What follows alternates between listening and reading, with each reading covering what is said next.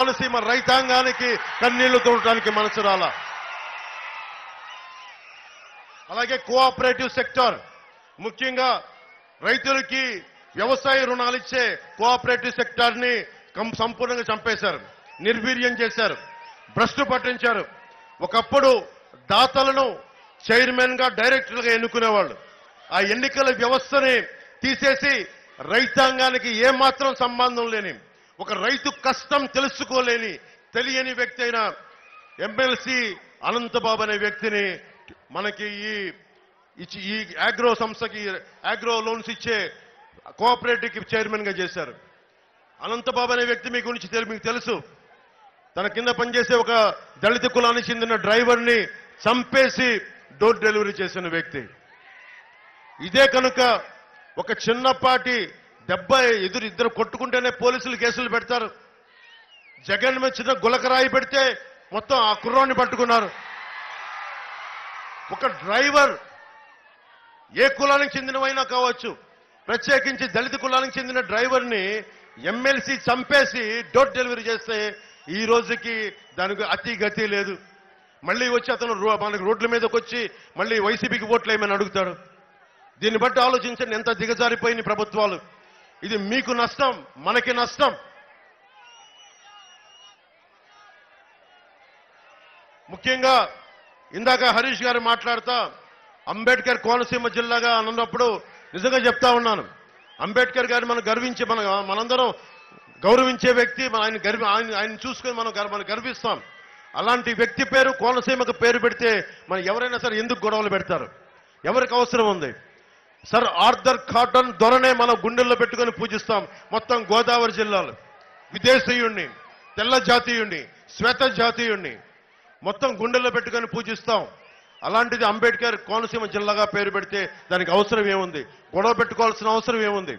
కానీ సమస్య ఏంటంటే వైసీపీ కులాల మధ్య చిచ్చులు పెట్టడానికి, ప్రతి కులంలో కొన్ని వాదోపవాదాలు ఉంటాయి.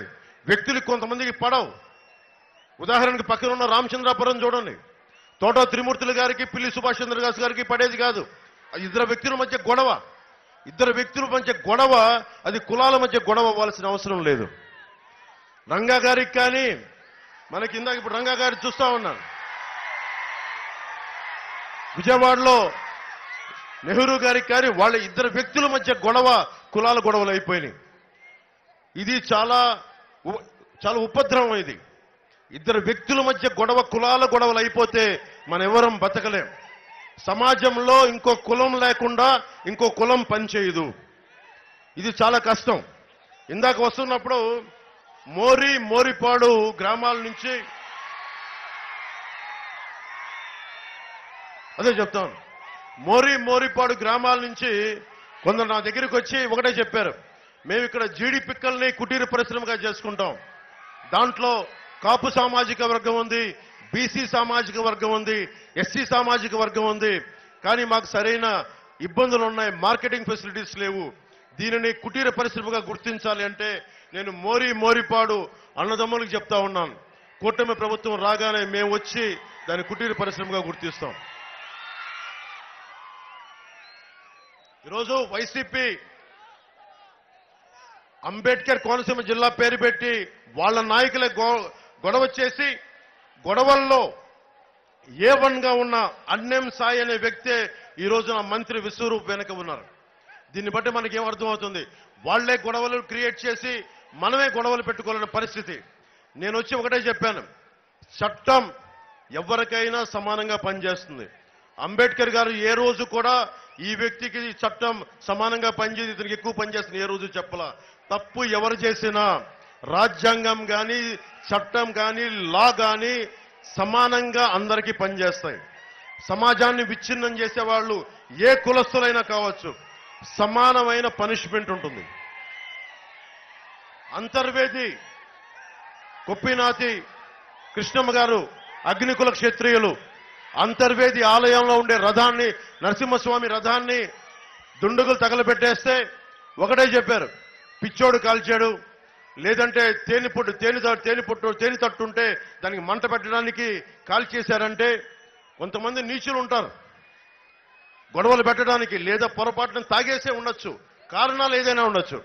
కానీ బాధ్యత గల ప్రజాప్రతినిధులు ఏం చేయాలి? దోషుల్ని పట్టుకోవాలి. మీరు చెప్పండి, ఒక చిన్న గులకరాయి పడితే ఇంతమంది సమూహంలో జగన్కి ఒక గులకరాయి పడితే నిందితుడిని పట్టుకోగలిగాడు. మనకి అంతర్వేది రథాన్ని కాల్చేస్తే నిందితుడిని పట్టుకోలేపారు ఈ రోజు దాకా. ఏం సూచిస్తుంది అది? ఏం చెప్తుంది? అంటే నువ్వు పట్టుకోవాలంటే పట్టుకోగలవు, నువ్వు నిజంగా దోషులను పట్టుకోవాలంటే పట్టుకోగలవు. కానీ అపోహల మధ్య ప్రభుత్వాన్ని నడపాలి, గొడవల మధ్య మనం కొట్టుకుంటా ఉంటే వాళ్ళు ప్రభుత్వాలు నడపాలి. దీనికి ఇది ఆగాలి.